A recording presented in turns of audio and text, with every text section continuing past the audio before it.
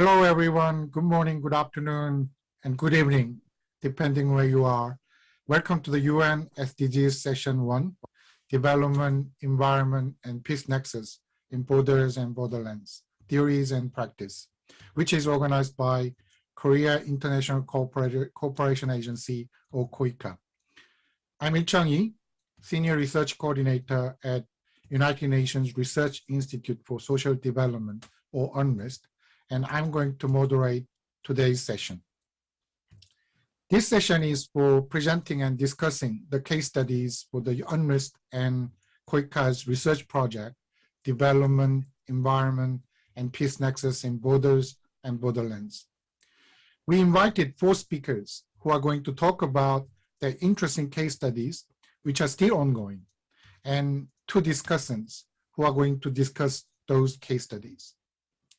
Before I introduce our speakers today, I'd like to invite Jung-hee Im, Vice President for Asia and Europe, Korea International Cooperation Agency, for opening speech. Madam Vice President Im, the floor is yours. 네, 안녕하세요. 코이카 아시아 유럽 본부이사 윤정희입니다. Hello, I am Jung-hee from the KOICA Asia Pacific region, and I would like to thank everyone for joining us today despite your busy schedule. I would also like to thank everyone for joining us online. Now, because of COVID-19, we are still suffering inconvenience in our everyday lives, but still going beyond the time and distance limitations, we are able to have this online discussion. I would like to thank the organizers for making this possible. Now, KOICA, at this PyeongChang Peace Forum, continuing from last year, we have organized a separate or special session. And last year, we discussed the unprecedented pandemic, which was the COVID-19. And we were talking about the SDG 16 challenges and opportunities on how we can further strengthen our healthcare system. And this year, we have organized this session under the theme of Development, Environment, and Peace Nexus in Borders and Borderlands. Now, in this region of PyeongChang and also the Gangwon province, this is a borderland that borders North Korea. And this is also where the fiercest battles took place during the Korean War. So I would say that the session's theme this time is all the more meaningful. Of course, for the past few decades, large-scale wars have reduced, but still small and large armed conflicts continue. And also the COVID-19 pandemic continues to threaten the human lives. And we are now still seeing the different types of conflicts continue. And more recently, the Ukrainian crisis, where tension continues to remain, is also an issue that we all must get together to resolve and overcome. Now, today we will be talking about the Africa Great Lakes, as well as the Myanmar borderland region, as well as the Mekong River region. So we will be looking into the 4 case studies, and this will be a good opportunity for us to take a in-depth and multidimensional look into this crisis. Now, for KOICA, the 4 P, people, prosperity, partnership, and peace. Now, these are the 4 values of our organization. And based on these values, we are also paying more attention to the development, environment, and peace nexus. And given this juncture, the discussion today will be helpful not only for KOICA's activities, but also for everyone who are active and trying hard and dedicating themselves to achieve the UN SDGs in all the different places in the world. Now, while watching the Beijing Olympics that ended on Sunday, I got to think about the Olympic spirit.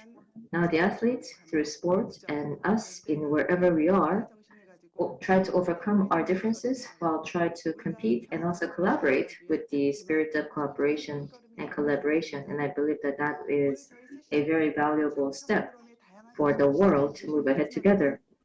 I would like to thank all those who are also watching us, those from the NGOs and from the civil sector. And I do hope for your continued interest and support so that we will be able to maintain interest in this topic. I thank you very much for your attention. Now, I'd like to introduce distinguished speakers of this session. The first speaker is Singo Stephen MWACHOFI, who is Deputy Director of Security Research and Information Center in Nairobi, Kenya. Singo, on behalf of his research team, will talk about environmental restoration in Border Security Zone 3 of the Great Lakes region of Africa. Our second speaker is Patrick MEEHAN, who is Postdoctoral Research Fellow, School of Oriental and African Studies, or SOAS, University of London. Patrick will make a presentation on addressing multidimensional crisis in the Myanmar-China borderlands. Our third presentation has two speakers, Youngwan Kim, Professor of Sogang University, and Sijeong Lim, Associate Professor of Korea University. Youngwan and Sijeong will talk about the case of youth volunteers supporting peace and recovery in Darfur, Sudan. Last but not least, we have Bokyung Kim, lecturer and postdoctoral fellow of Seoul National University. Bokyung will talk about KOICA's Mine Action and Peace Village projects in the Mekong region. After the presentations, we will invite two distinguished guests for having comments and questions. The first discussant is Yenny Seo, Partnership Officer of the United Nations World Food Program Office in Guinea. The second discussant is Soo-Jun Song, Manager and Specialist of KOICA. Before we move on to the first presentation, I'd like to make some housekeeping announcements. Firstly, if you have questions or comments, please write them in the chat box in your YouTube channel. The speakers will respond to those questions and comments during the Q&A time.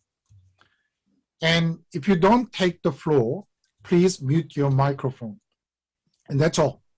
That's all I want to say about housekeeping. Then, without further ado, I'd like to invite our first speaker, Singo Stephen MWACHOFI. Singo, the floor is yours.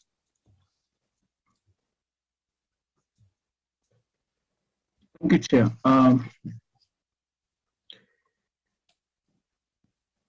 I will request to present, to share my screen, if that is fine with you. You can share your screen yourself. All right. And for your information, I mean, the presentation time is 15 minutes. Okay. Can you see it? Yeah. Very good. I'll try to keep to the time allocated to me.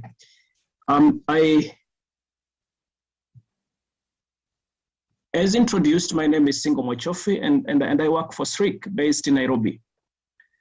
And my presentation is entitled Development, Environment, and Peace in Great Lakes Region Zone 3. This is a case study that I am undertaking together with Isabell, Dr. Isabell Kemp, and Nathan BYAMUKAMA.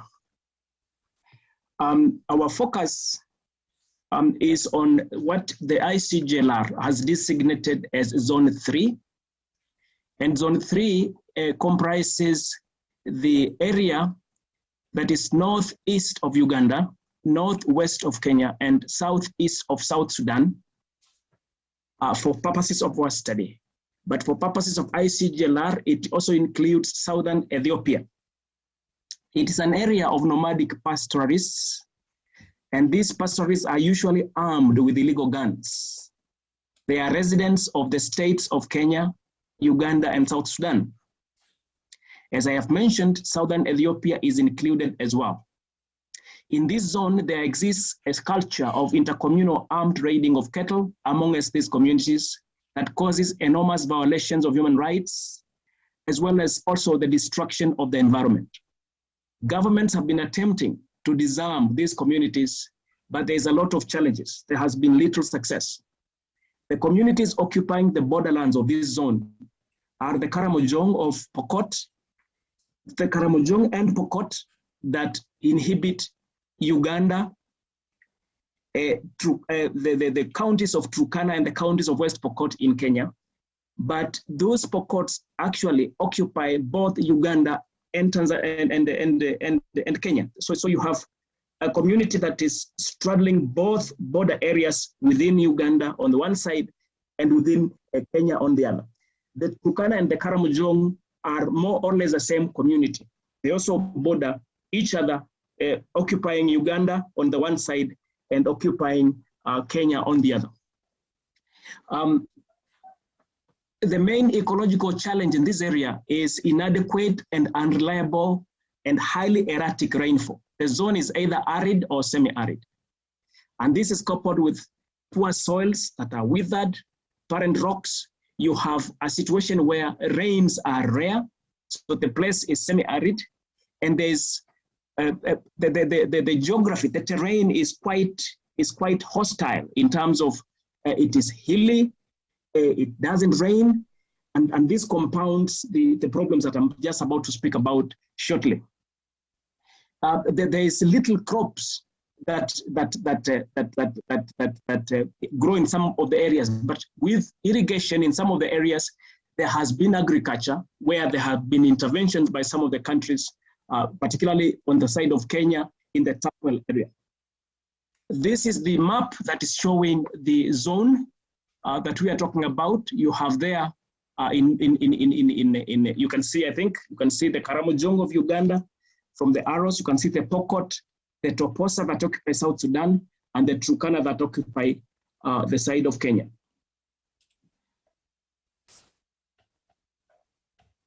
The area is not only insecure, but it's also one of the areas within the Horn of Africa that suffers from famine. Livestock, which have been a major source of the livelihood of this area, are regularly decimated by drought. The rainy seasons are unreliable, and when rains come, it is only for a short time, but with intense downpour that causes floods, sometimes eroding and exposing a soil that is making even the problem worse. So as I mentioned about the violence and insecurity that is emanating from cattle rustling has created a regional security threat in this area, which can only be contained and overcome through a joint and coordinated efforts of the border countries of Kenya, Uganda, and South Sudan, and inevitably also Ethiopia. It is envisaged that in order to create sustainable solutions, the pastoralists in this area, if they are disarmed and provided with, you could call them alternative livelihoods, but you see they are pastoralists. So, you know, if you are talking about alternative livelihoods, it might be challenging. So if you could be able to sustain their livelihoods, find markets for the cows, the cattle that they keep, disarm them, create an environment where there is sustainability of peace, it would be possible to create an environment of stability and development. As I mentioned earlier, there is the problem of inadequate rainfall. It is semi-arid. It is the geography is the terrain is hostile, and therefore that is compounding the problem that we have in the zone. In terms of the scope of the study we are undertaking, we are going to cover the areas that I've mentioned: northeastern Uganda, northwest Kenya, and southeast of Sudan. The project will target or is targeting border communities in this zone who are almost affected by the consequences of 1, cattle rustling, 2, environmental degradation, and also a conflict, because the cattle rustling creates an environment of conflict amongst the communities. In terms of the legal basis of the work in the context of the ICGLR, the Zone 3 is anchored within the instruments of ICGLR, particularly articles. I won't be in details on this. The Dar es Salaam Declaration of 2004, which identifies several programmatic areas that member states of ICGLR intend to tackle, including this zone. Article 7 of the Dar es Salaam Declaration speaks about the need for leaders who are particularly concerned about the impact of armed conflicts on this zone to find meaningful solutions.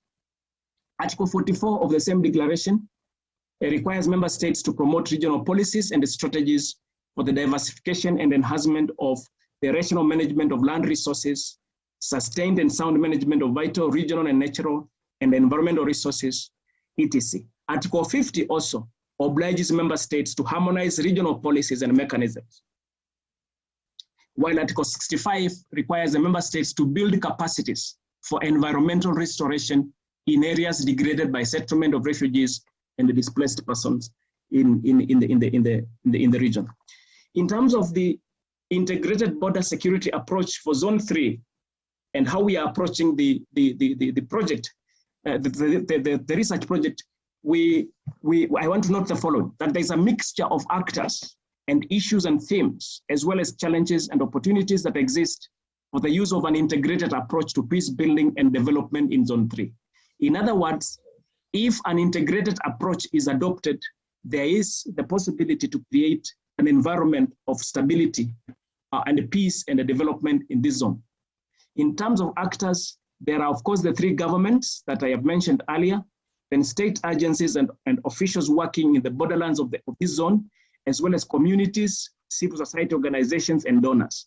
Some of them are already engaged in initiatives in the area to mitigate some of the challenges that we have noted. In terms of themes, we have highlighted the theme of environment, proliferation of small arms and light weapons, poverty reduction, cattle rustling, disarmament, human rights violations, and harsh climatic conditions. And therefore, an integrated approach that links actors to the issues and themes that have been identified here, while prioritizing human security across the borderlands, would result to a participatory process that is underpinned by prioritizing security as development and transformation of this zone into a peaceful, secure, and a developed area. In terms of recommendations, we envisage that the study will recommend the following, that there is need to establish community-based as well as school-based clubs to protect as well as restore the degraded environment in the area, that youth should be engaged in environmental activities. Programs should be developed to engage youth, especially in schools, to restore the environment. And thirdly, there is the need to engage security forces that are involved in the disarmament exercises into environmental protection activities when they are undertaking disarmament initiatives. Fourthly, border security, cross-border environmental activities should be funded, should be undertaken from the context of the point that because it's a regional problem, you do not intervene in one country while you don't intervene in the other. And the whole essence of Zone 3 is to ensure that there's a concerted effort for whatever is undertaken, be undertaken concurrently in the three areas. Uganda, for example, if I might digress, I think I am still within time. Uganda is ahead of the other countries in the zone because they have undertaken quite an extensive program in their side of the border, which has helped to restore peace in that area. But then again, because the other countries have been left behind, the problems continue. So if they can be able to approach it together concurrently, then that would be more variable. Then fifth, community-based adaptation related activities within the pastoralist communities of Zone 3 should be designed and implemented. That relates to what I've just said. Then identify and document coping and adaptation mechanisms of the pastoralist communities to climate variability and the changing climatic conditions need to be factored in any intervention to restore a normalcy in the zone. Then 7, capacity of communities to understand and respond to climate variability and change. No, I've repeated that, sorry. 8th, cooperation among the 4 countries to undertake innovative approaches to responding to climate variability in Zone 3 should be promoted, while at the same time tackling the problem of small arms and light weapons that is causing a conflict in the area. Here, I think I have completed my presentation. As we have said, this is an ongoing study. And of course, once it's completed, we should be able to share the full results of the study. I think I'm still within time. Thank you, Chair. Thank you very much, Singo. It's quite interesting to see the important roles played by community organizations and schools, especially. I mean, the school can be the center of integrating approaches to borders and borderlands to address all those different issues related to local development. Our second speaker is Patrick MEEHAN, and he's going to talk about multiple crises and how to deal with those multiple crises in Myanmar and China borders. Patrick, floor is yours.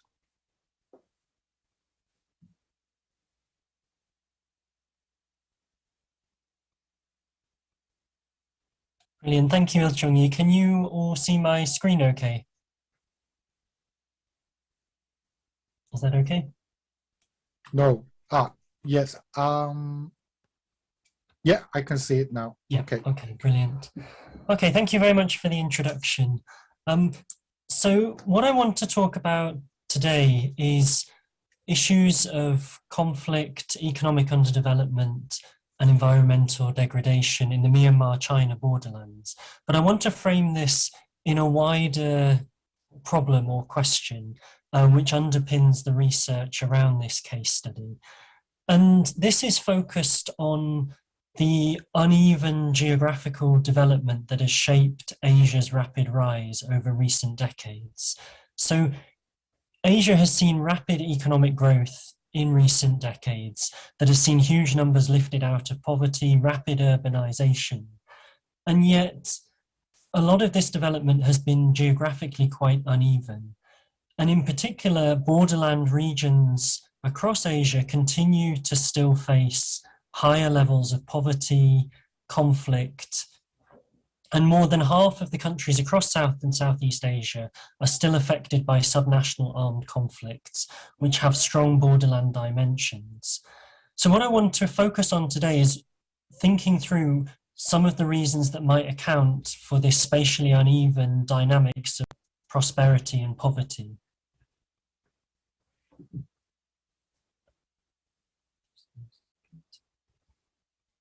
And in doing so, I want to challenge some of the dominant narratives that frame questions around uneven development in Asia and more broadly. That in many cases, these dominant narratives explain poverty, conflict, and unruliness in borderland regions as a consequence of their marginality or their remoteness or their lack of political and economic integration into national, regional, or global economies. This is captured very clearly in various world development reports by the World Bank. In 2008, which was particularly focused on geographies of development, there was a focus on the importance of economic integration to enable lagging regions to catch up with leading areas. And the idea that if you could promote greater political and economic integration of borderland areas, these regions would rapidly catch up with centers of prosperity. However, I want to challenge that perspective a little bit because I argue that it overlooks the pivotal role that borderland regions already play in shaping processes of development, urbanization, and regional and global systems of power that make it problematic to frame the challenges that we still see in these areas as merely indicative of marginality or remoteness. So just to take a very brief example from the Myanmar-China borderlands, which is what I'll focus on in the second half of my talk, that these are regions which are already heavily integrated into commodity chains and processes of development across Asia. You see huge amounts of resource extraction in these areas are fueling rapid development in other regions. To give a brief example, Thailand banned logging within its own borders in the late 1980s following severe floods that were linked with deforestation. And yet, moving across the borders to rapidly deforest large areas of Myanmar's borderlands became an important way of enabling logging to continue for Thai companies. You have vast expansion of farmland areas in northern Myanmar, which are now fueling rubber and biofuels and other food crops that are going into Chinese markets, that are especially going into animal feeds that are then fueling economies in those regions and that are helping to provide the raw materials that underpin much of kind of China's economy in Western China. You also have huge amounts of capital that is generated from illicit economies in these regions, the drug trade, borderland casinos, that are important revenue flows that go into development in other areas of Asia, whether that's into Bangkok, Singapore, or other cities across Western China.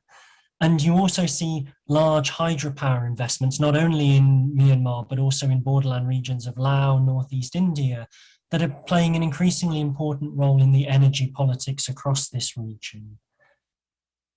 So what becomes very clear from this is that these regions are not necessarily marginalized or unintegrated, but that they've been integrated into broader processes of development on particular terms.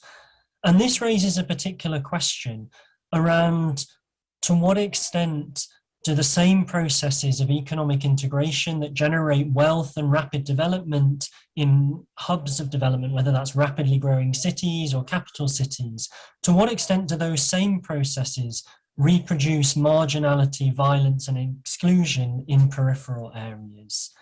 And I argue that this is an important lens for rethinking issues around political and economic integration, because as I'll move on to show in a moment in Myanmar, maintaining borderlands as illicit or liminal spaces can become functional for political and economic elites located in metropolitan hubs across Asia, but in ways that continue to perpetuate uneven development and work to the disadvantage of borderland populations. So this requires a more critical assessment of what we mean by integration and an awareness that forms of exclusionary integration can also be at work.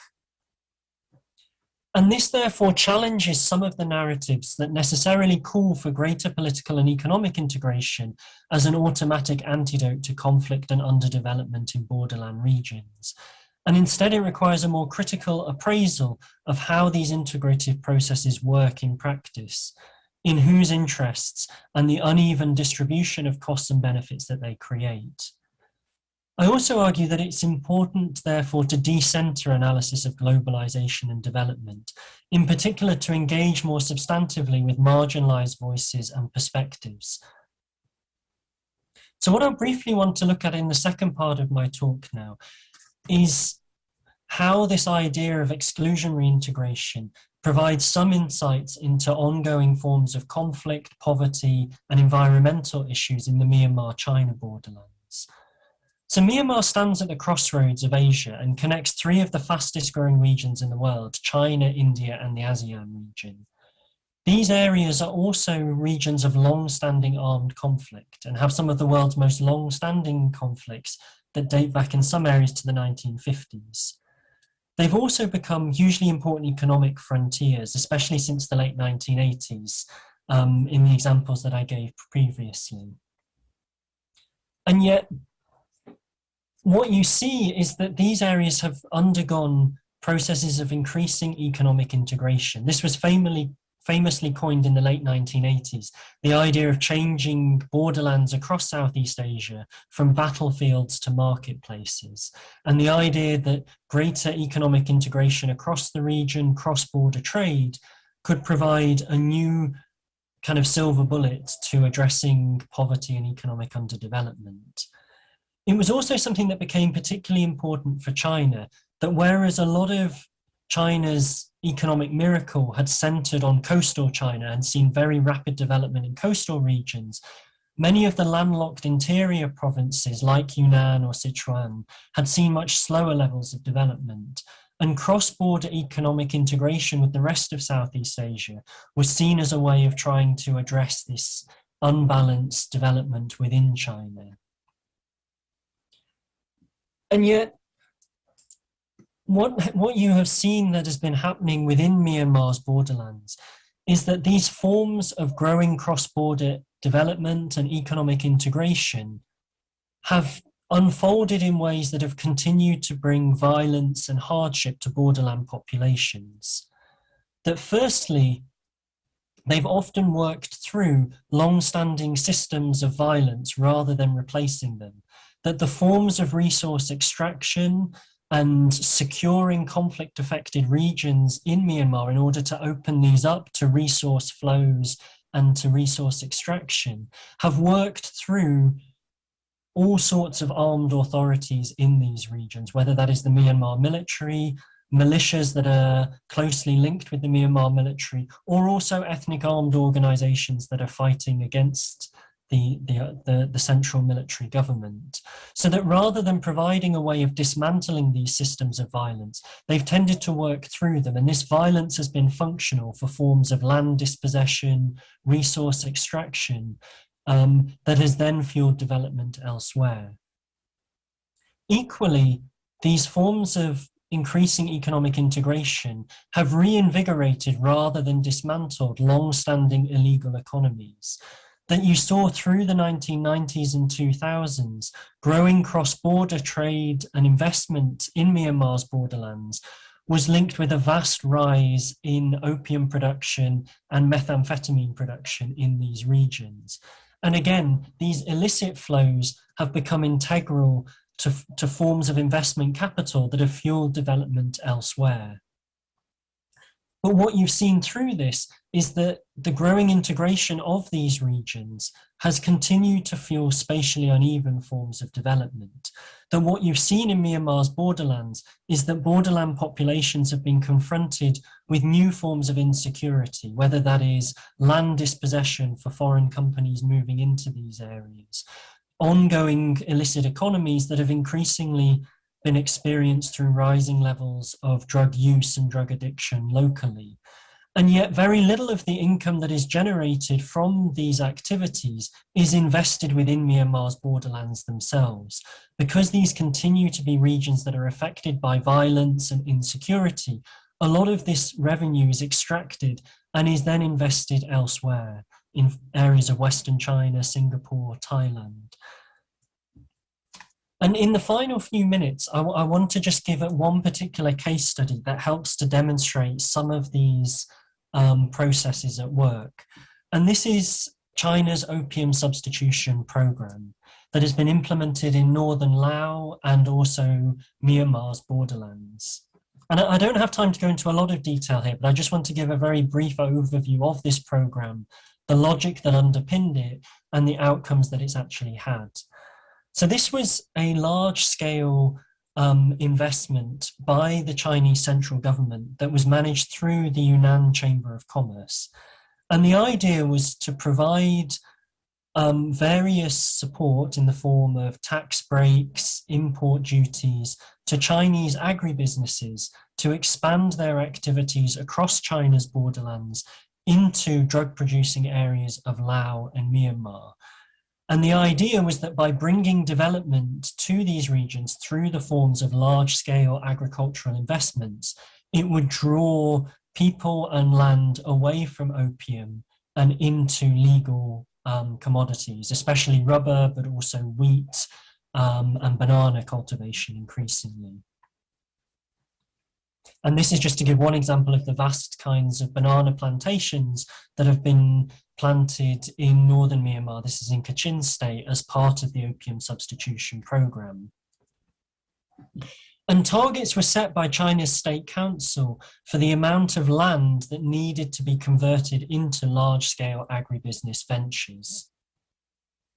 But what you saw in reality when this program actually hit the ground in northern Myanmar is that most of these investments went into lowland areas with good road connections, which were not the same areas where opium was being cultivated, which are largely more remote upland areas.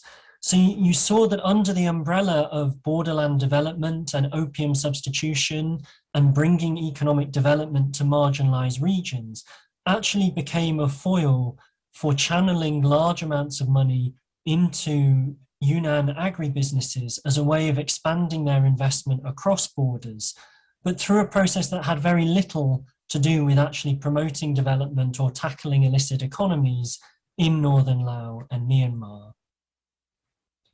And what this program did is that it brought significant benefits to Yunnan, that a lot of these agribusinesses gained tax benefits and were able to expand their ventures in ways that then allowed them to reinvest that money in Yunnan, that many of these agribusinesses are part of major conglomerates that also involve construction, real estate.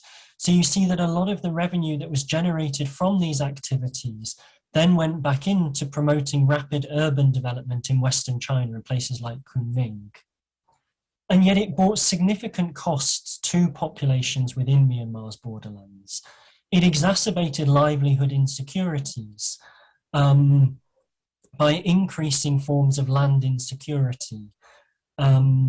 And in many ways actually pushed more farmers into growing opium as they were dispossessed from lowland areas and became increasingly reliant on upland areas as a way of securing their livelihoods, where the returns from opium were much higher than other crops. It also helped to entrench militarized rule, as I gave the example earlier, that many of these companies that have moved into conflict-affected and insecure areas have tried to secure their investments by working with local armed organizations, militias and the Myanmar army, in ways that again have entrenched these systems of rule in borderland regions. And again, these investments have had significant social environmental impacts, especially environmental degradation from large-scale fertilizer and pesticide use that has been largely unregulated, and also growing social tensions as these investments have brought significant amounts of migrant labor from other areas of Myanmar into these regions.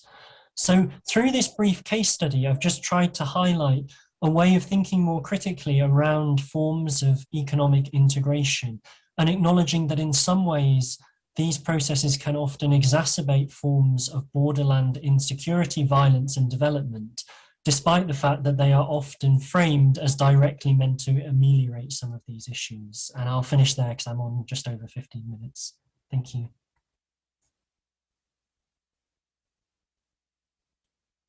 Thank you, Patrick. Listening to your presentation, challenging the established kind of perspective about borders and borderlands, I suddenly became very curious how many participants from borders and borderlands are participating in this session. I mean, they can talk about their own real stories about the lives in borders and borderlands, which can be different from mainstream thinkings and narratives. Thank you very much. And I'm going to invite two speakers, Sijeong Lim and Youngwan Kim, for our third presentation. Sijeong, floor is yours. Good morning and good afternoon, everyone. I'm Sijeong Lim from Korea University, and I am grateful for the opportunity to share our ongoing research today. So I'm going to present our research motivation and theoretical background, and my co-author, Professor Youngwan Kim, will discuss our empirical strategy. To begin with, our project was motivated to bridge the integrated approaches of theoretical concept and its application to projects in the field. So ultimately, we're interested in whether the approach works. To this end, we carefully selected the UNRISD project, which we believe to be a prototype case that adopts an integrated approach. While most of you in this session, actually all of you, I believe, are quite familiar with the term integrated approach, there is actually no consensus on a shared standard definition. So reviewing the literature, we came to zoom in on three distinctive dimensions of the concept. The first and most well-known pertains to the integration of goals or targets. So it is often argued that such integration done properly can create various synergies, meaning that the project outcome will be better, will be more positive than when pursuing the targets in silo, pursuing the targets separately, one by one. The second dimension relates to the integration in the implementation, where various sectors and actors interact. The third and often overlooked, in our opinion, is the integration as process, where first two dimensions of integration that I just overviewed are introduced carefully over time as a project matures. And we think our case, the UNRISD project, features all three conceptual dimensions of the integrated approach. Firstly, its goals explicitly cut across three SDGs. Firstly, the SDG 4, which is about the quality education, and then SDG 8, which touches on the economics and is about decent work. And considering that the project is conducted on the borderland, of course, the outcome, the target also involves SDG 16, which is about peace, justice, and the quality of institutions. Secondly, we believe this project attempts sectoral integration of economics and politics, as later Professor Youngwan Kim will elaborate on. And in doing so, it also involves various stakeholders in Borderlands, including the youth, local entrepreneurs, NGOs, as well as the government officials. And also, very importantly, the project has gone through multiple phases already, and our preliminary interview revealed that the elements of integrated approach in UNRISD project were refined and reinforced over time, going through rounds of evaluations via learning.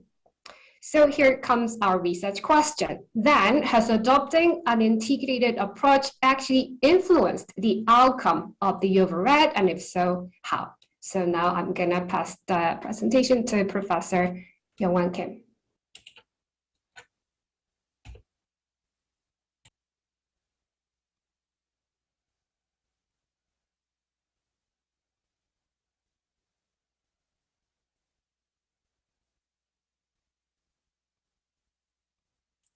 Youngwan, your microphone is muted.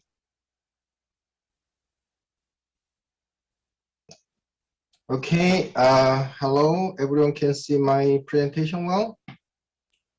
Yes. Okay, my name is Youngwan Kim. I'm also a researcher for this project. We are conducting case study with the UNRISD project.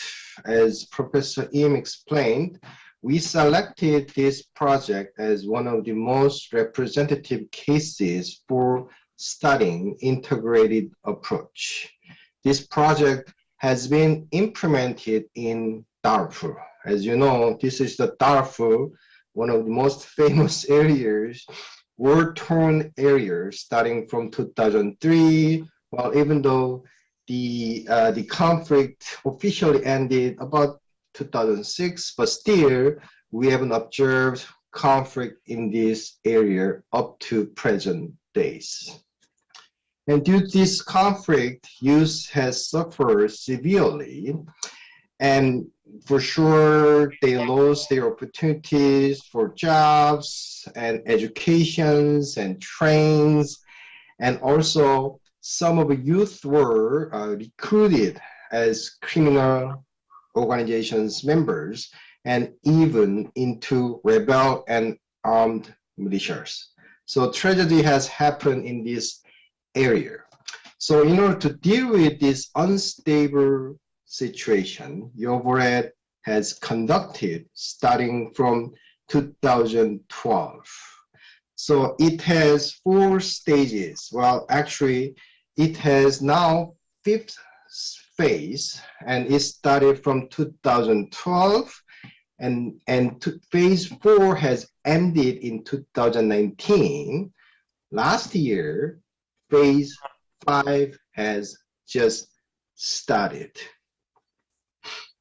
So major outcome of UNRISD project is to achieve socio-economic empowerment of Darfur youth.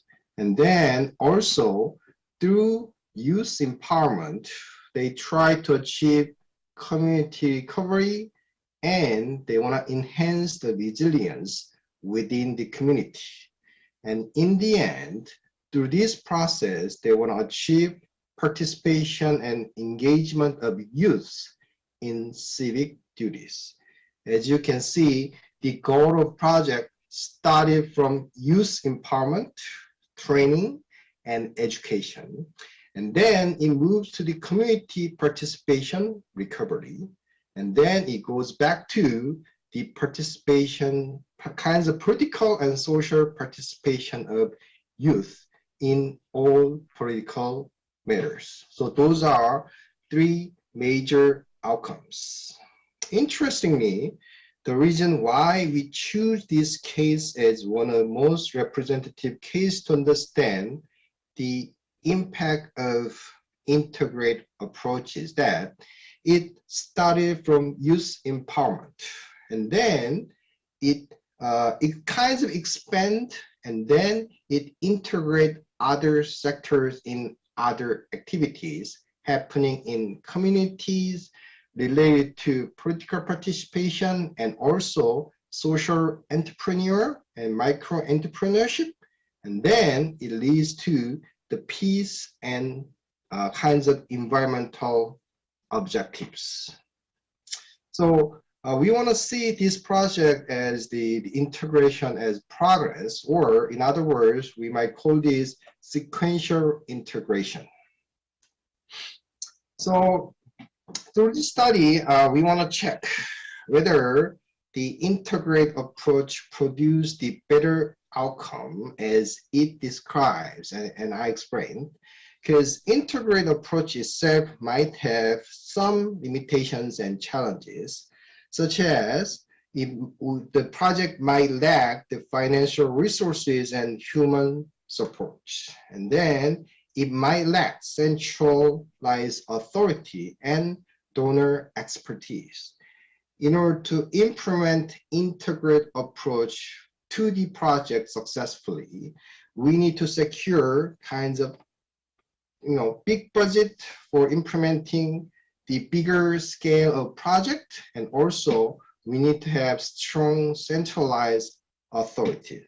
So we want to confirm whether actually integrated approach produce synergy effects among targeted goals. That's why we come up with this research question, as Professor Im explained before. To understand and to conduct the research, we are planning to conduct key informant interviews and also focus group interview. We conducted with the in-depth interview with KOICA staff. It went quite successfully. And also we conducted interview staffs from UNDP. He is a project manager, John Anadam. I really appreciate his cooperation, and he's very, very knowledgeable, and he is one of the best interviewees I've ever had, actually. So with help from him, we are actually planning to go to the Darfur, conducting key informant interviews with state ministries and local NGOs. Those local NGOs have involved in the implementation of Yoboret project. And then we hoped to conduct focus group interviews with the youth who are the participants of the Yoboret project, and women and community leaders. We are planning so far to go there on April if everything goes well, because as you may know, the situation in Darfur, and especially West Darfur, nearby the border, is not that stable. So far, we are kind of planning stage. Hope we can visit and to see and meet the participant and hear their voices. Through these kinds of activities, we want to confirm whether the integrated approach really produced the better outcome compared to other standalone projects. And also, we want to understand the mechanism of the integrated approaches over project in general. Also, we want to confirm kinds of spatial integration, as other presenters already explained. John Anodam, the manager from UNDP, he mentioned that some project kinds of do not integrate the two different areas, because if we can implement the project connecting two different areas nearby the border area, we might produce the better outcome. That's related to kinds of spatial integration. We really hope to conduct this research well and share the final result probably on August or September, something like that. Thanks a lot, and I will receive the questions if you have. Thank you, Sijeong and Youngwan. Thank you very much for a very interesting presentation about Sudan food. Integrated approach is a kind of buzzword in development, international development discourse and practices, especially in the context of SDGs. where you have so many goals, 17 goals and 169 targets, integrated approach is indispensable element for achieving multiple goals at the same time. But we do not know how to make this integrated approach successful in terms of making synergies. I think Youngwan and Sijeong's research can give us some lessons and insights about that question. Okay, our last speaker is Bokyung Kim. And Bokyung, floor is yours.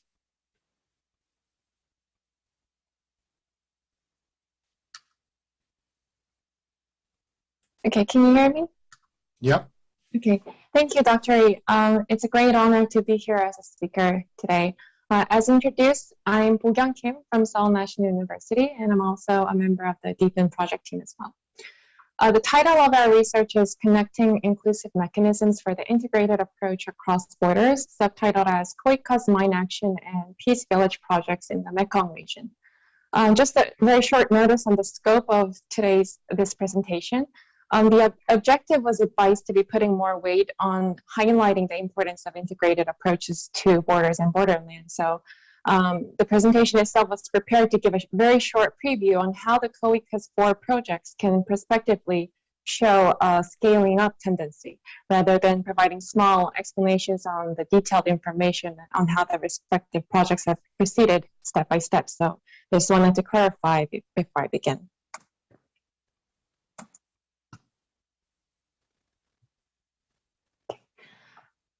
So without further ado, I would like to start by highlighting why DEEPEN and inclusive mechanisms are important issues.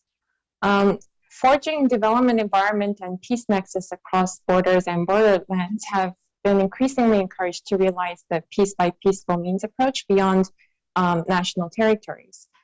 And despite the significant international efforts to build peace in the global south, liberal peace-building strategies have only gained a very limited success in the face of structural and legal contentions between the humanitarian intervention and sovereign statehood.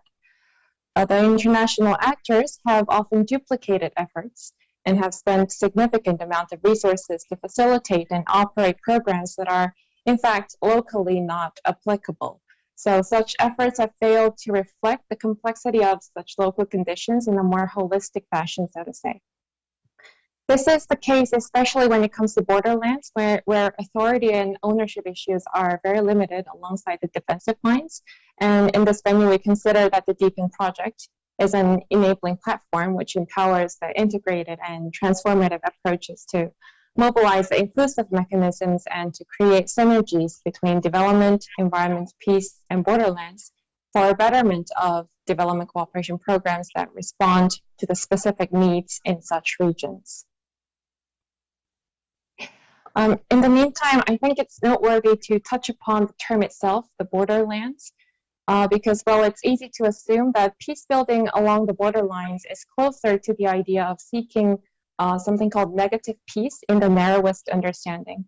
On the other hand, it has been proven to be more challenging to achieve positive peace, where violence is replaced by social justice for all.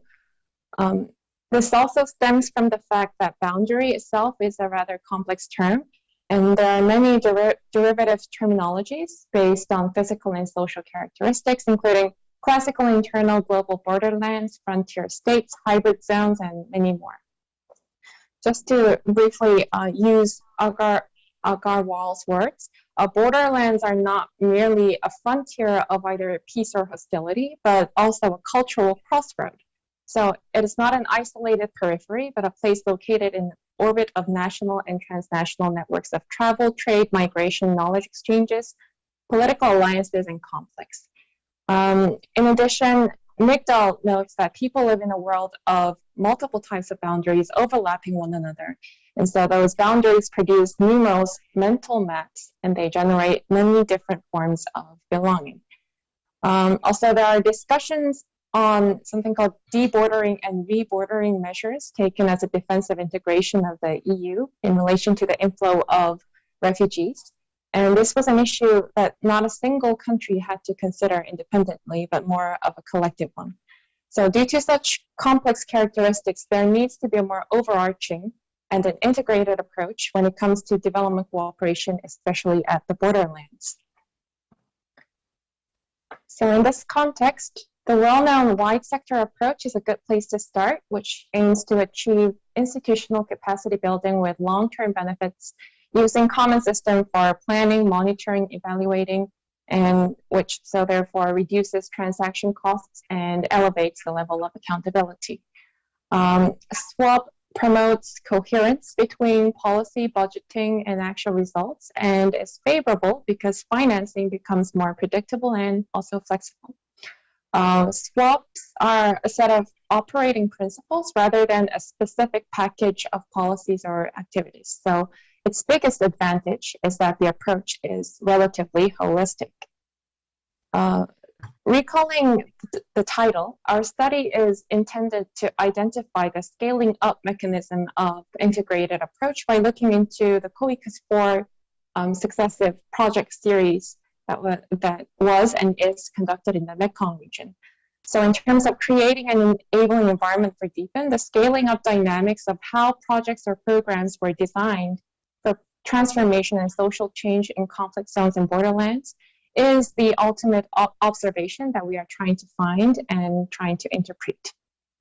Unlike the past, analysis will be on reflexive contexts and we'll be testing how various aspects of different projects are interlinked. And 4 KOICA projects are used as a testbed, whether the holistic approach was intended from the designing stage or whether we are just saying that we took an integrated approach by simply incorporating the environment axis into the existing HDP nexus. So how are we going to design the projects for transformation? What types of key changes should there be to accompany social change in terms of shifting borderlands into a more inclusive society? How can we realize the whole of society approach? How are we going to make sure that outputs and outcomes will eventually lead to desired impact? These are the key questions that we are bearing in mind while reviewing the scaling up dynamics of the 4 projects. So speaking of scaling up, it's not about just replicating successes to cover larger groups or populations. It's more of creating a multiplier effect for spurring policy and institutional reforms. It's basically about ensuring the quality of development impact, reaching out to those left behind, and ensuring the sustainability and adaptability of results. So in general, we can say that there are 3 scenarios of scaling up. You can see that the visual aid provides how each stages proceed according to each scenario, so you can take a look. And the scaling up entails various dimensions, not only just in terms of social and physical, but also political, conceptual. So based on these diverse aspects of scaling up, as well as the 3 main general trajectories of how the scenarios unravel, we are going to look at how the KOICA's 4 projects can be explained at its best features. So which scenario is witnessed in the series of projects conducted in CLMV? In terms of connecting the peace-related mine removal projects and development-related rural development village projects in the Mekong region, we are going to verify which scenario of the scaling up dynamics were taken, with CLMV countries sharing particular characteristics of the Southeast Asian borderlands in the Mekong region. Those 4 projects are used as the testbed flagship cases, which can assist to identify not only what the integrated approach is all about in the context of borders and borderlands, but also what is the operational mechanism to sustain and expand the integrated/holistic approach, including the horizontal scaling up, vertical scaling up, holistic connectivity patterns, and the commonalities and differences across these 4 partner countries. The KOICA's 4 cases are selected by the following criteria. First, they are all KOICA Southeast Asian key partner countries. They share borderlands in the Mekong region, and thirdly, they have experienced or are experiencing the peace-related development projects which can be potentially categorized as DEEPEN. So the 4 projects are, as you can see, in the 4 boxes. And due to time constraint, I won't go into detail in terms of introducing details of each of the project. However, the 4 will be analyzed in terms of whether horizontal or vertical scaling up is witnessed, whether holistic connectivity patterns are found in terms of combining the Peace Village development programs and mine removal projects, and which types of local conditions there were in each CLMV that enabled or disabled the scaling up dynamics. In order to trace which scaling up scenario has been followed, we are to apply what is called the theory of change. The theory of change describes how we believe that change could be and made to happen, and outlines the main elements that help create that change. It seeks to identify how we think that different factors could interact in relation to the change, and what the underlying assumptions and risks there could be. So it's actually a very simple concept which makes assumptions and beliefs more explicit and more testable. So although this idea of theory of change is primarily used to support normally the evaluation of effectiveness, it can also be used to gain a deeper insight into being applied to a wider range of evaluation criteria, such as sustainability or the quality of each of the project monitoring, etc. So we'll be using this. Just to give you one example of how such theory of change can be applied to the cases, you can see as in the slide. It's from the Korea-Vietnam Mine Action Project, KVNAP, that was conducted from 2016 until last year, 2021. And you can see how that from stages from input until impact, there are key characteristics and assumptions in between. And the main intermediary stage would be, of course, moving from the outcome stage towards the impact stage. So we're going to define or find and retrieve these sets of changes for each of the projects and try to assemble them to find a certain pattern of scaling up. Okay. So if we successfully gather and find and put together those patterns and trajectories, this is the prospective transversal mechanism of an integrated approach that we try to deliver. So on the horizontal axis, you can see the horizontal connectivity or the horizontal scaling up.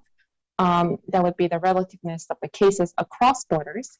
It starts with doing no harm, which would be minimizing simply the negative effects.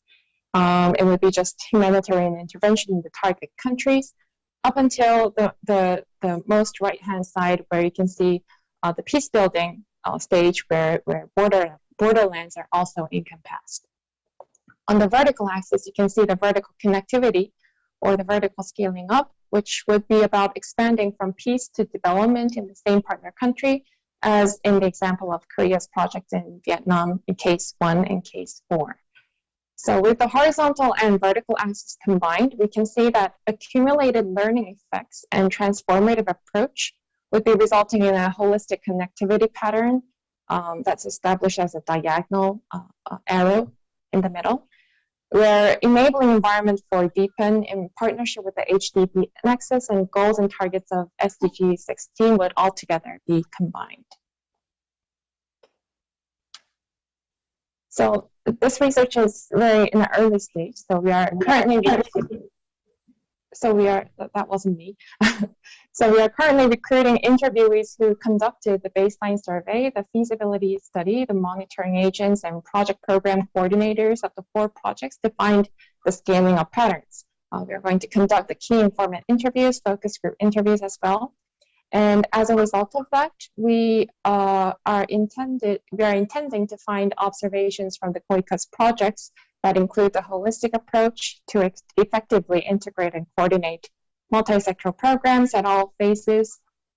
Secondly, the capacity building and empowerment of multi-stakeholders, the mutual learning through sharing best practices among border sharing countries, the horizontal and vertical connectivity through systematic and smart performance management, and lastly, more inclusive partnership at the international, regional, and national level, including the active involvement of not only KOICA at the national level, but also CSO at the more of the civic level. Well, of course, we are not trying to say that the integrated approach would be a cure-all for all the ineffectiveness. Of course, paradox does exist. There are problems that stakeholders concentrate too much on the goals themselves rather than their components.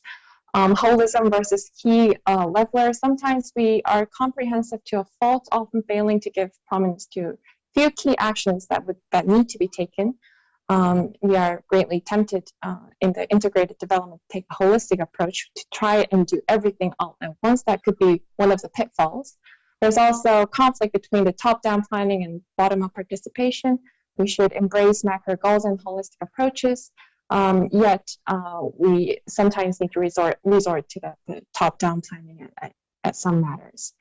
So moving from integrated to integral, maybe policies are key to the success of integrated development in some respect. For example, improving global policies related to aid, trade, debt, intellectual property rights, peace, security, peace and security. Maybe those direct impact on the success of integrated development programs could be more specific in some sense. However, how to move further from an integrated approach towards integral approach would be a future prospect to be envisioned in the later phase.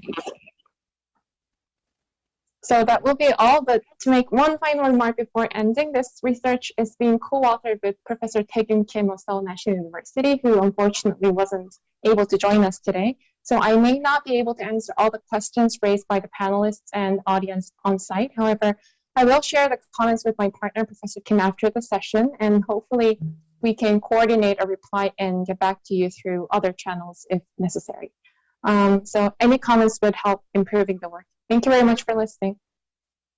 Thank you, Bokyung, for your excellent presentation about your research. Personally, I found this research very interesting because this case study can show various types of or various approaches of integration.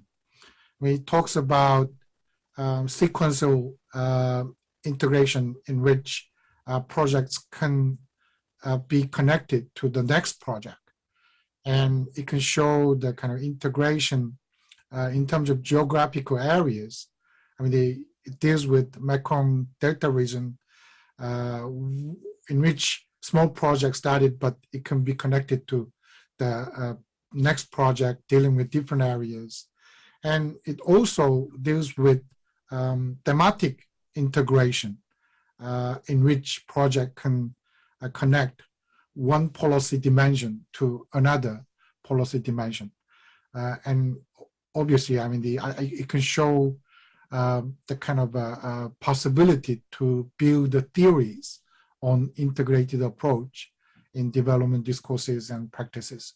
Thank you very much. Now, I'd like to invite two distinguished discussants. Yenny Seo, Partnership Officer of United Nations World Food Program Guinea Office, and Sujun Song, Manager and Governance Specialist of KOICA. Yenny, you can go first. Okay, thank you so much for giving the floor to me. Let me introduce myself once again. My name is Yenny. I work for World Food Program Guinea Country Office as a Partnerships Officer. So I would like to congratulate Dr. Lee for hosting this and KOICA for hosting this series. That this is very timely and well-organized webinar, I would like to say. It also talks about like integrated approach and the borderlands, which is the theme. Now we are really looking at the UN agencies. I would like to share one kind of trend that we're looking at. So there is a PBF fund under UN Secretary General. And with this fund, many UN agencies, we develop peace building projects. And they released 2020 to 2024 their strategy. And one of their strategy is to put the cross-border aspect into the projects, because most of the UN agencies projects are based and they only do it inside the country, and they found cross-border aspect is somehow niche area that they could look into now. So this fund is now filling a gap, not only financially, but also for the strategically. So more and more agencies are looking into cross-border projects at the moment. So I would like to say, like, this is very well timely organized webinar for the audience. So going into each of the presentations. So first, Singo. I was very surprised at how all the Africa is experiencing kind of similar problems. This case study is based in East Africa, but in West Africa, Guinea, we are experiencing same issues here. So for example, Guinea is bordering with 6 different countries, and we also have herder and farmer conflict issue in Guinea as well. And as I said, we recently submitted a proposal with Sierra Leone concerning this father and herders, and we got accepted and we started a project. Yeah. So everywhere, actually, water scarcity and environment issue is major reason for the conflict. And in our project as well, we are like not only rehabilitating the land, but we also put lots of emphasis how we can integrate and compromise the conflict between herders and farmers. So one of the intervention area that we put emphasis was to put to create joint economic activities. So creating a border market and kind of boost the economies and like to make them integrated together, really. So about your presentation, I would like to ask, because you were talking about how we can adapt to the environment change, like climate change, I want to ask, like, what kind of specific adaptation means that you put into, into your like suggestions, because they will be very important, I think. Yeah. And moving on to second presentation, Patrick.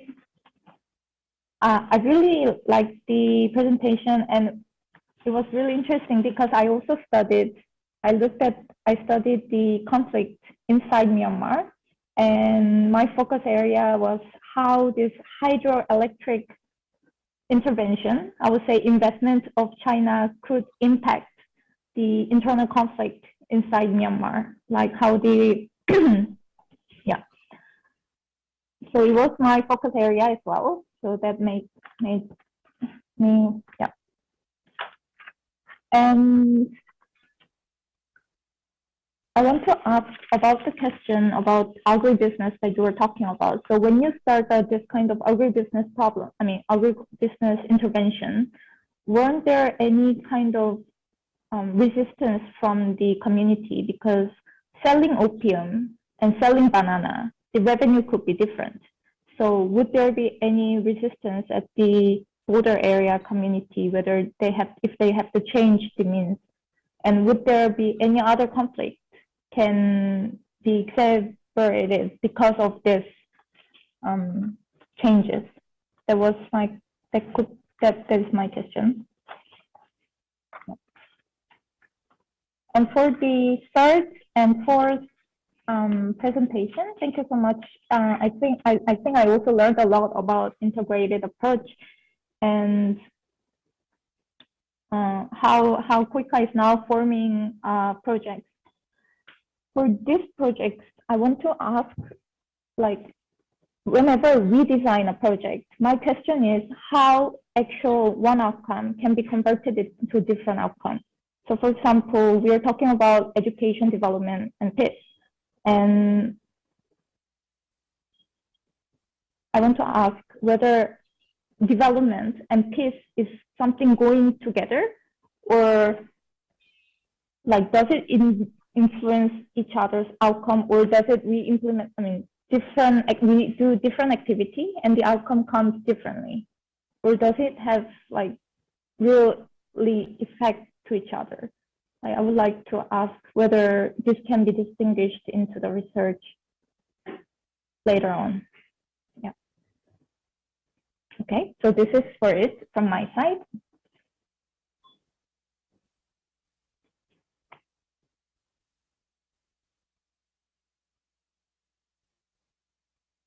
Dr. Lee, I think you're muted. Dr. Lee, your mic is off. Sorry, I was so immersed into Yanisa's questions and comments. I always have a great respect for field workers for international development cooperation, because they always raise important questions which should be thought by scholars and policymakers. And all those questions raised by Yenny should be thought and considered in making theories and narratives about the cases in borders and borderlands. Our next discussant is Sujeong Song from KEMPF. Again, she has a lot of field experiences, so we can expect so many interesting questions, I guess. So Sujeong, the floor is yours. Thank you, Dr. E. And I would like to thank all the speakers for your insightful presentations. First of all, I want to briefly mention that the basic concept of an integrated approach is not entirely new, but in the context of borders and borderlands, I think today's discussion would provide more unique and added value, because in the era of pandemic and post-pandemic, this kind of transnational crisis yielded widening gaps in income, inequalities in all aspects of our daily life, possibly posing potential threats to peace. So I think integration is needed much more than ever and should be given more heightened attention. So all in all, what an integrated approach may offer may be more durable, sustainable, and practical solutions to these kind of multi-faced challenges. And I think basically this is what the SDGs are all about, as the goals were designed to be integrated and basically balancing the 3 dimensions of sustainable development in the first place, as Dr. E already pointed out.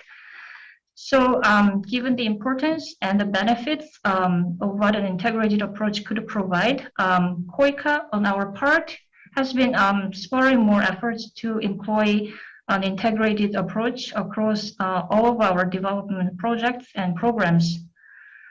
So in my view, overall, the integrated approach, especially from the thematic point of view, may come down to 3 points. First, how do we identify and define complex challenges we face? And second, how to set a goal or maybe multiple goals that could best capture the major problem to be solved.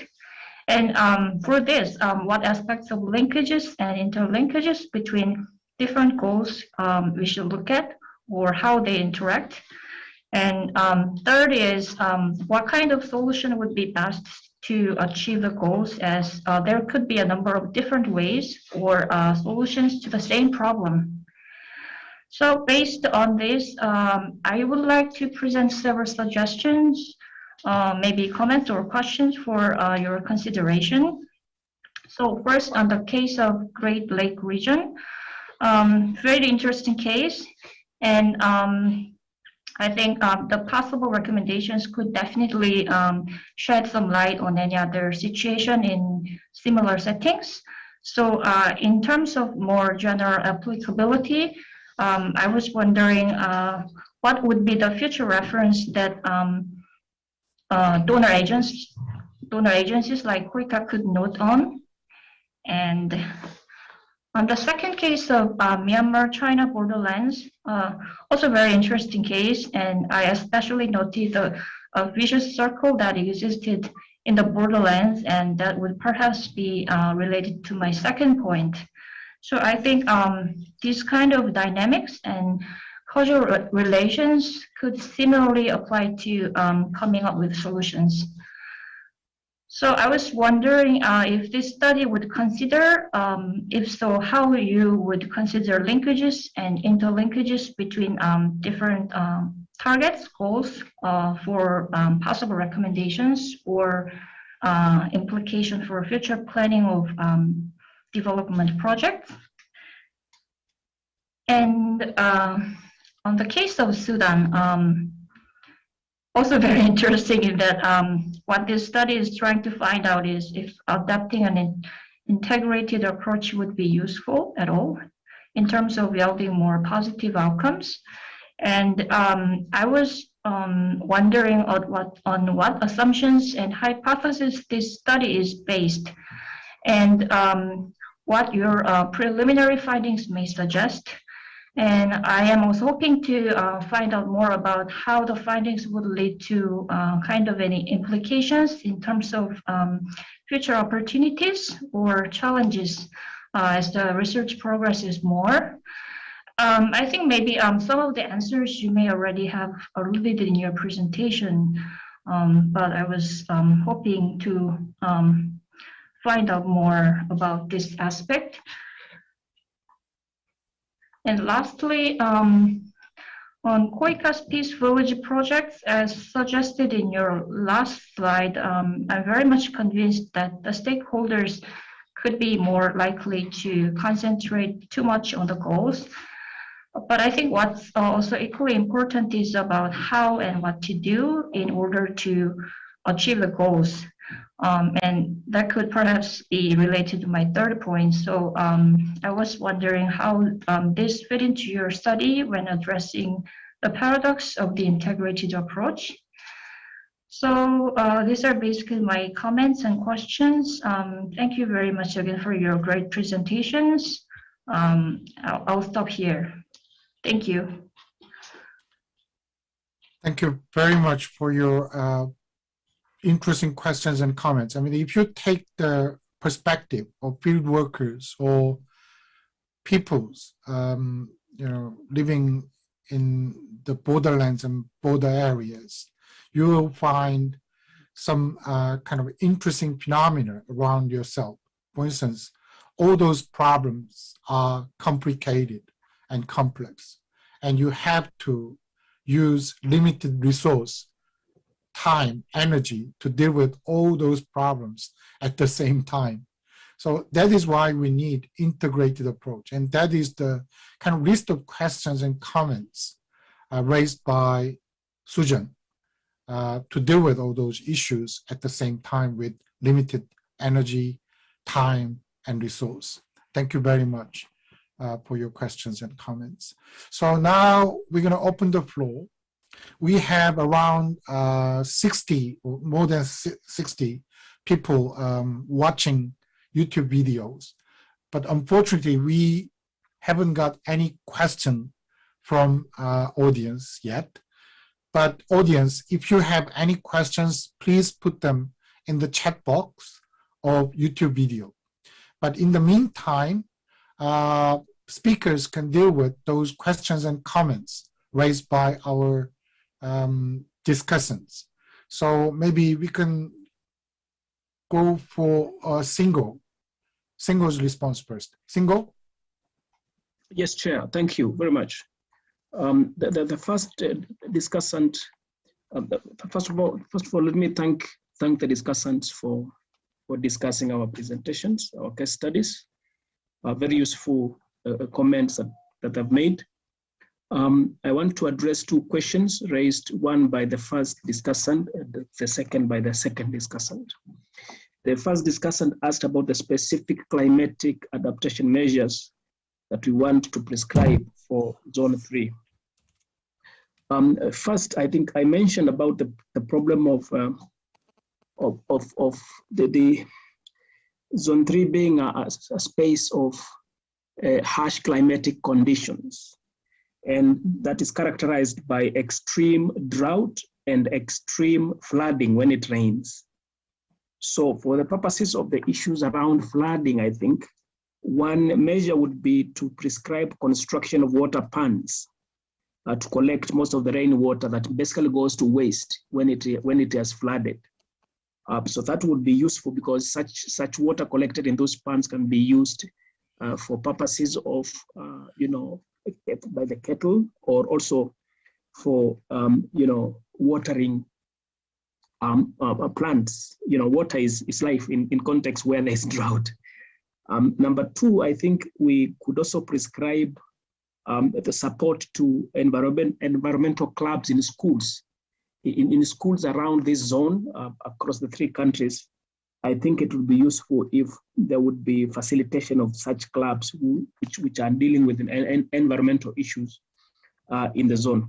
3, the ban on charcoal trade. There is ongoing charcoal trade in the area. Charcoal trade is an important economic activity, but you see, banning charcoal destroys the environment. It cuts the trees. Who ban charcoal cut the trees that are there, and thereby worsening the problem. And finally, I think from an integrated point of view, I think we could also recommend cross-border environmental action that involve the 3 governments, that are in the zone from a policy point of view, so that you have concerted policy interventions that aim at supporting environmental restoration activities.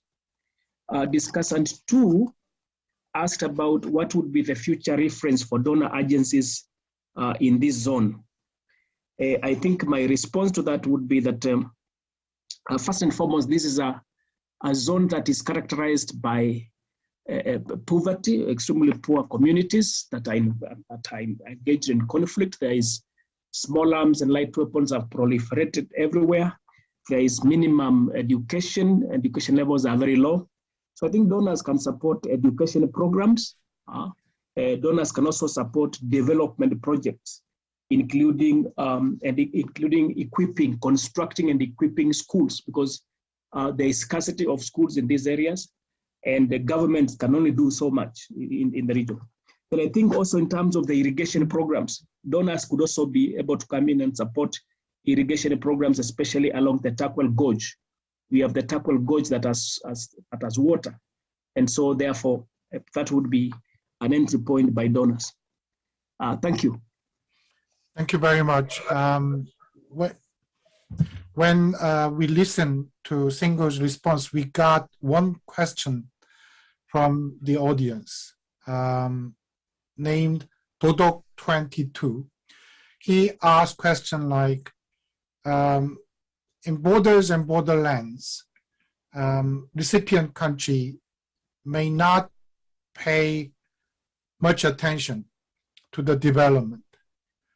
And even though they pay attention to development in borders and borderlands, they may prioritize industrial development or economic growth rather than environment or peace or other kind of marginal issues considered by the recipient government. So how can you deal with this kind of issue related to recipient countries giving less attention to borders and borderlands and prioritize much more hot issues like economic growth and industrial development?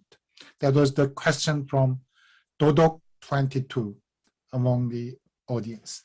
So maybe you can keep this question in mind when you respond to questions and comments raised by discussants. And let's go for Patrick's response. Patrick? Brilliant. Thank you very much for the thoughtful reflections and the questions.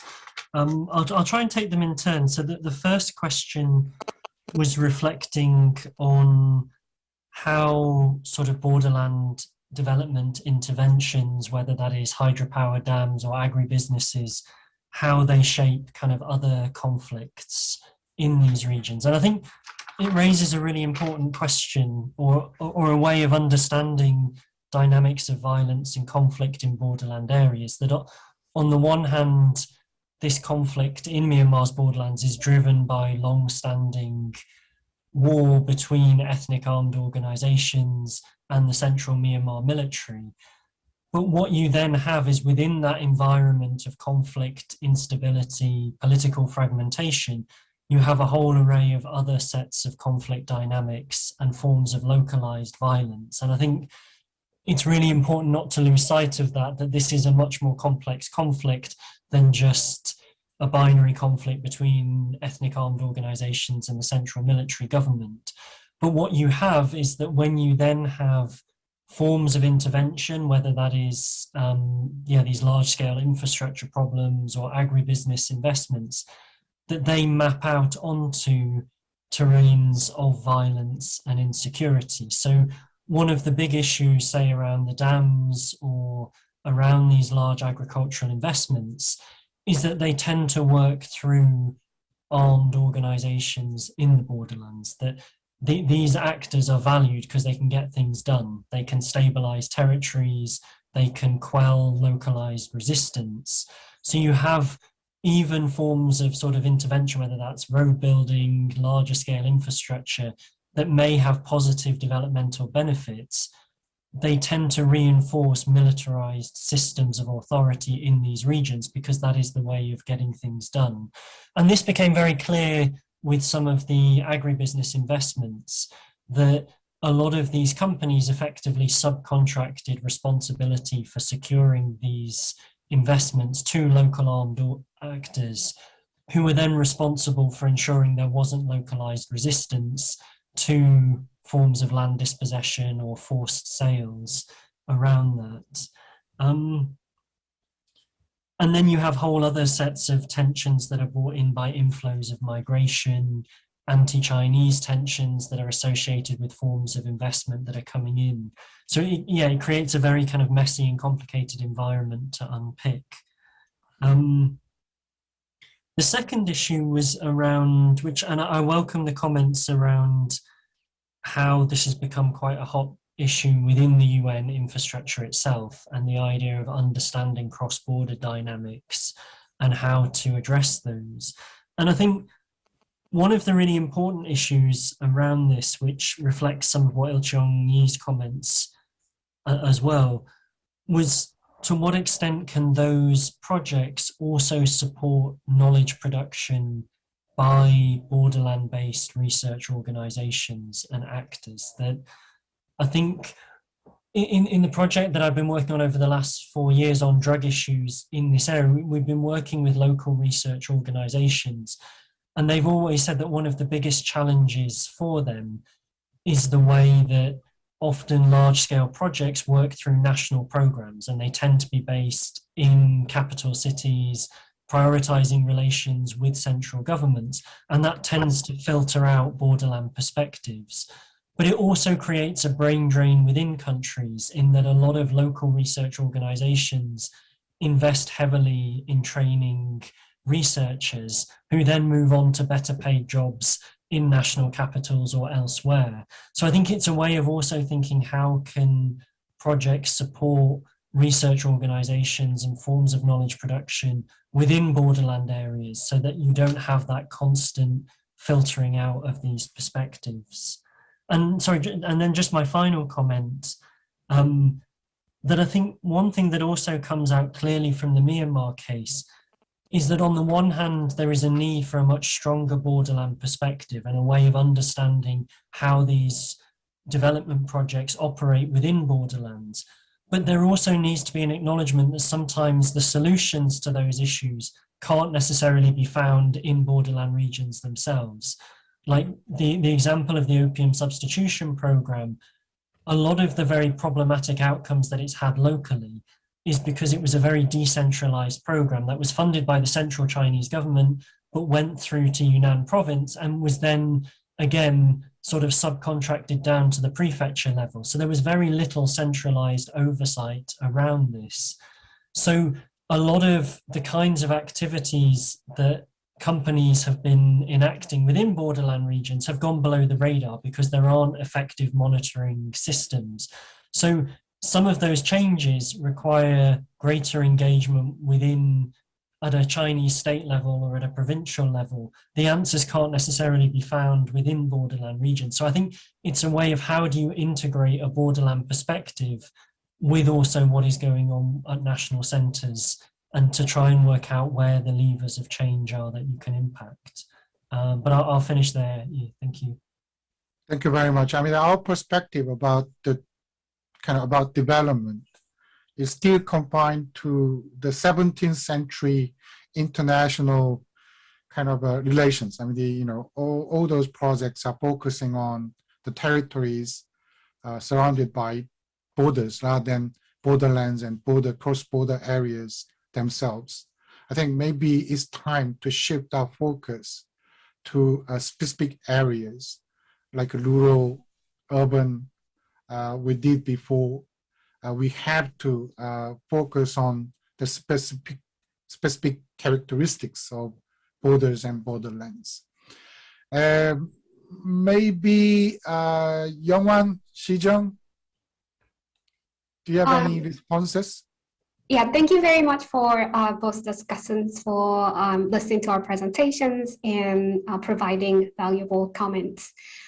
I think their comments to our project are related. The first discussant asked whether it is actually possible to have an integrated outcome, because it makes sense to proclaim that we have integrated goals and targets in the designing process, but how is then the outcome actually integrated in actually implementing the project? And the second discussant, one of the questions were about our working hypothesis, which also concerns what are our expectations about the integrated project's outcome. And here, what we were thinking, because our research is still ongoing, is some sort of synergies that's happening between the outcomes. So in the case of our project, UNRISD, it is an interesting project because as time goes by, new goals and targets are sort of added to the project. So the project itself focus more on the economic empowerment of the youth in the first two phases, but later in the third phase, the peace element is more explicitly introduced. So in this way, we can have a temporal variation within one UNRISD project, which allows us to observe the outcome over time to see if, compared to the phases where there was no explicit integrated approach, we actually have a better outcome in the later phases of the project where there were more explicit integration going on. And by synergies, we mean rather than by having more than one goals and targets pursued together, we actually have an outcome that's greater than the outcome expected from standalone project. And we hope to see this because in the first phase, this was only about economics, but in the later phases, it's economics plus peace. So our expectation is that even in the economics frame, the outcome should be better than when the economics was pursued alone as a standalone project.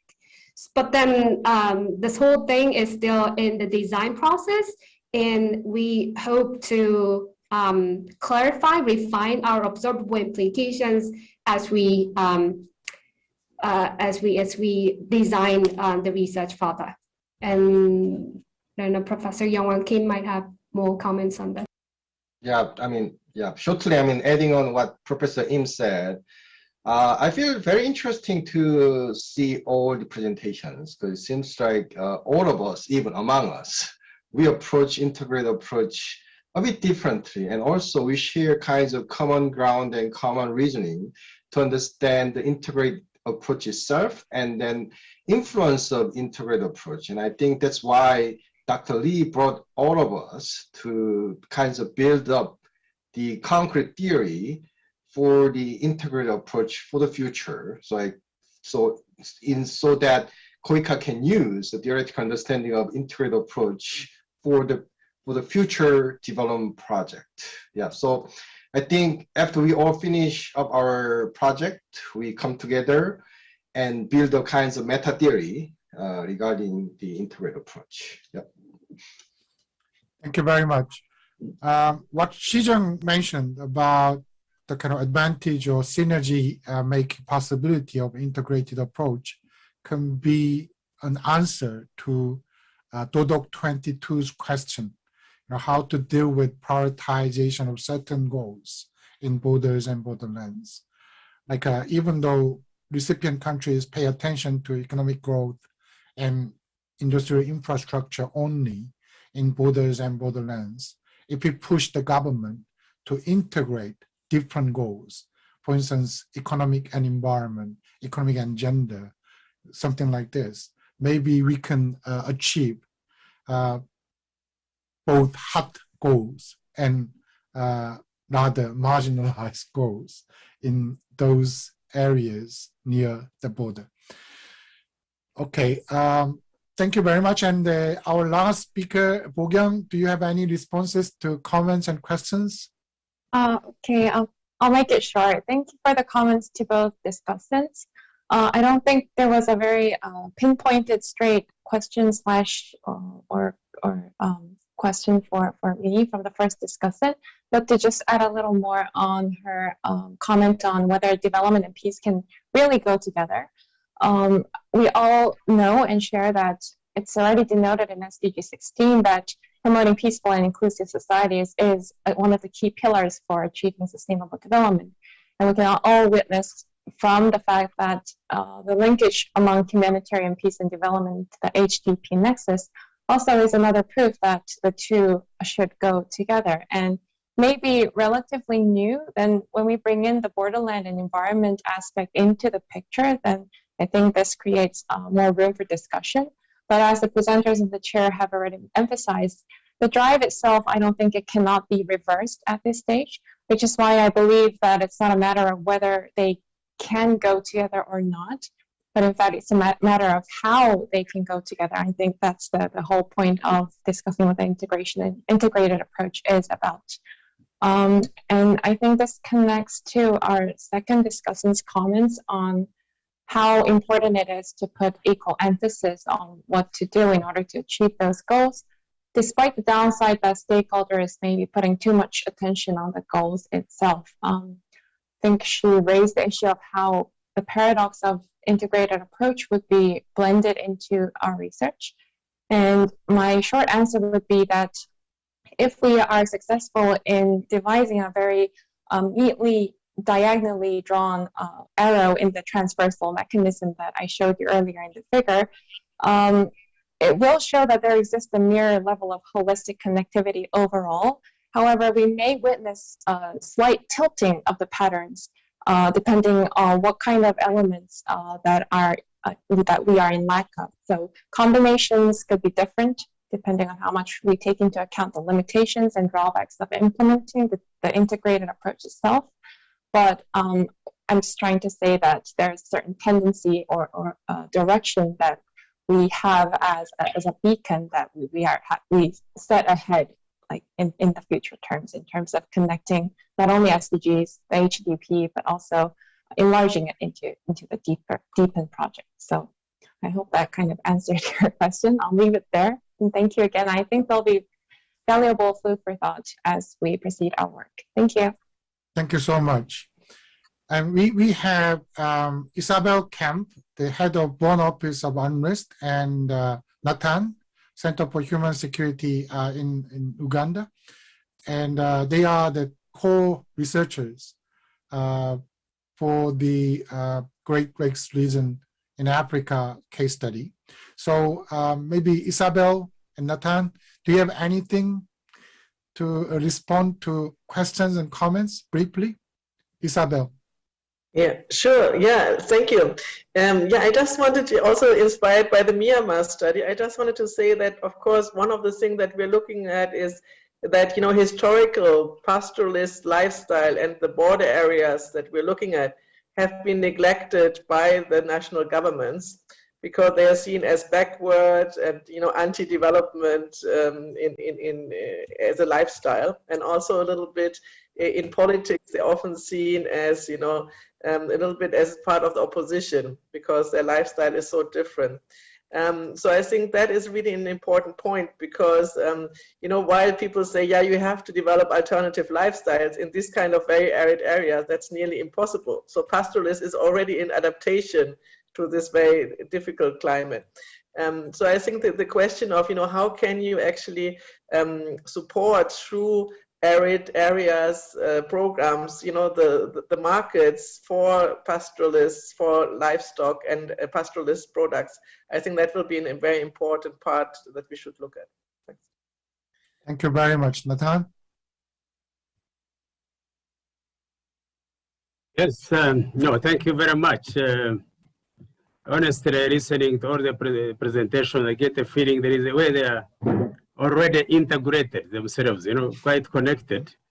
And I am just looking forward to the product later, because whoever reads that product certainly will find the interconnection very interesting. What I wanted to just add is probably we will also, from the study of the Greater X region and Zone 3, probably we'll see how we add the gender component, how gender is cuts across all these areas without forgetting that. I should also say that given the example of Uganda, which my friend and colleague Singo mentioned, the kind of steps they had taken in the context of Karamoja, and the effort, by the way, they put in the environment, it is clear that we can actually restore that area, because there has been initiatives for irrigation, and where irrigation has taken place in that part of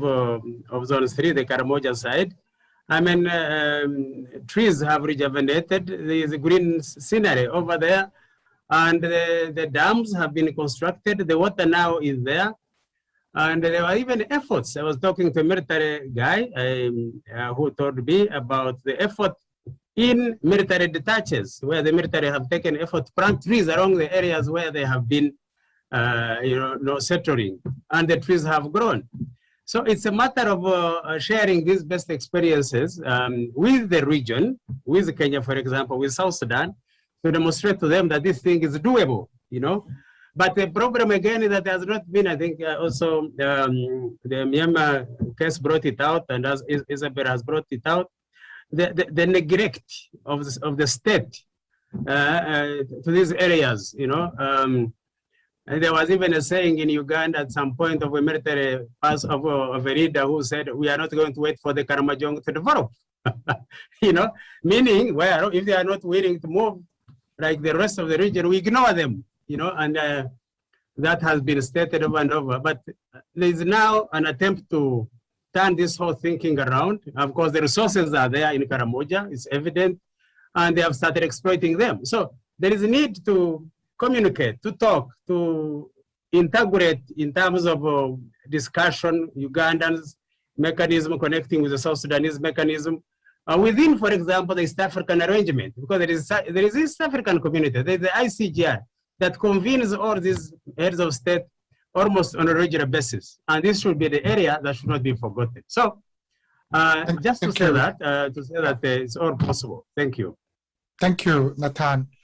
And while we are discussing about comments and questions from discussants, we got comment and questions from the audience as well. I don't think we have time to answer all those questions and comments, but maybe I have to introduce those comments and questions. Jiwon made comment that she learned a lot from what you presented. And Pyeong-Hok Lee asked question like, do you think this integrated approach-based projects would be easy on the ground? And I think this question hit the core of this project. We think it is going to be very difficult. That's why we want to research on integrated approach. That's why we want to make guidelines for integrated approach. And BS15 made question like, if you take an integrated approach, is there any possibility to have conflicts between targets and goals? Yes, there is. So I think that's why, again, we want to research on integrated approach. And some of presenters already mentioned that integrated approach would not be a magic bullet for a development in borders and borderlands. And sometimes integrated approach may not be appropriate for a certain goal. So we have to sense the water and survey the landscape and research the preconditions of developmental areas. So I think the whole idea behind this project is to avoid those conflicts or conflictual situations between goals and targets. And Ellie Kim made comment.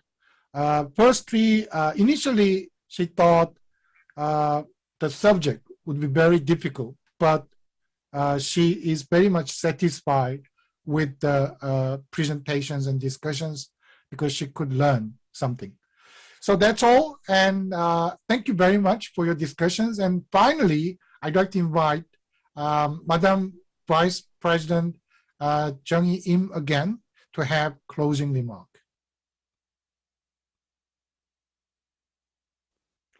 네, 약 2시간에 걸친 발표, 토론이 참 빠르게 지나간 것 같습니다. So for the past 2 hours, we heard many presentations and discussions, and I would like to thank our presenters and panelists and members of the study who have given us great insights into the concepts and presentation projects. And I would also like to thank the participants who are participating via online, and the PyeongChang Peace Forum is being held from yesterday, and for 3 days there will be various discussions on peace, development, sports, and exchange. I believe that these themes are not isolated. It is important for us to have an organic view and an integrated approach to these themes. Through this session, I hope that we were able to think about various solutions from various perspectives, and in the future, I hope that through many occasions and opportunities, we can pool our wisdom and solidify our friendship. Thank you all the presenters for your excellent presentation, and thank you discussants for your excellent discussions, and thank you audience for paying attention to this session until the end. Thank you very much. Take care of yourself and each other. Bye-bye.